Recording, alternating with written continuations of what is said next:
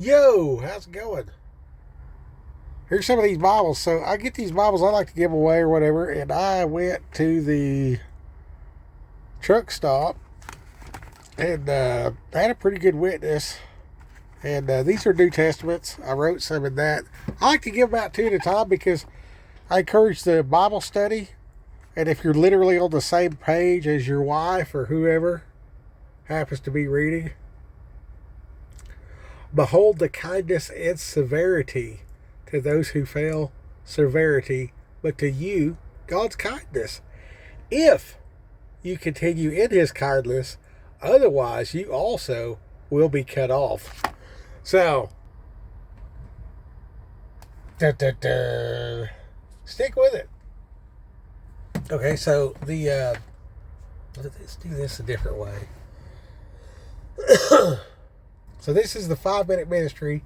So I walk in there and I tell a joke or whatever, and then I speak with this lady.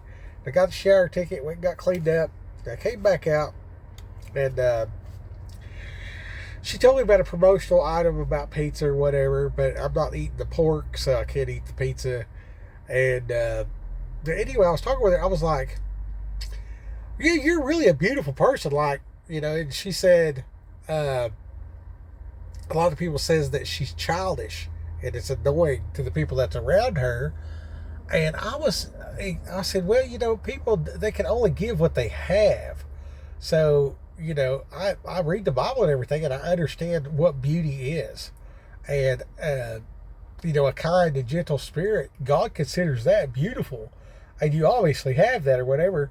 And she opened up and told me some things. I would love to explain what she said, but it's just too personal. Anyway, I was able to speak with her about some stuff, and the phrase trauma dump came up. And that's just so hard without being specific. Anyways, I was able to reassure this young lady, and it was kind of like a dad moment, you know what I mean? And I'm going to take these Bibles up here. I found some stuff in the Bibles, and she had someone close that was, part of the church, and, someone else passed away, and things weren't really the best they could have been.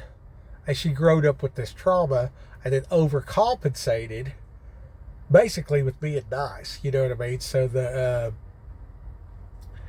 we all have trauma, and then we all have compensation for that. And God seemed fit to put me there in this moment, and I'm trying to observe the Sabbath.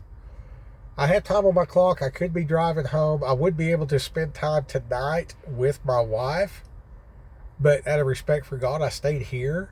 And then, end up running into this lady and everything after having a lengthy conversation with another man, encouraging him to read the Bible and stuff. And I'm fixed to go deliver some Bibles, and I'm supposed to take like 3 extra with me when I walk up there. And I don't even know who I'm giving them to yet. I just know I'm supposed to do that. So, I don't know how to explain how I know I'm supposed to do that. This 5 minute ministry is like, hey, this is what's going on or whatever else like that. But it's just obedience. It's just obedience. I know I'm supposed to take 3 extra Bibles. I'm going to give her a Bible and another Bible, and then she can study with whomever. And then I've got to carry 3 more that I'm going to deliver en route. I don't know how I know that. Like, logically speaking, and trying to rationalize how I know that, I don't have words for that other than I just know. It's just a knowing. And there's parts in the Bible I have read where there was like one time there was a guy, he was supposed to deliver something, and like he couldn't even shake somebody's hand until he got there, because like his connection of touching another human would divert what was supposed to happen. And I don't know what that is.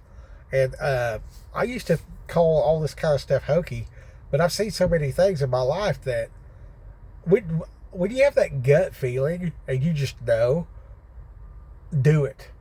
That's what I'm going to say today. That's today's 5 minute ministry. Let God tell you what to do and just do it. Don't think twice. Just do what it is. All right, Raquel, go get them.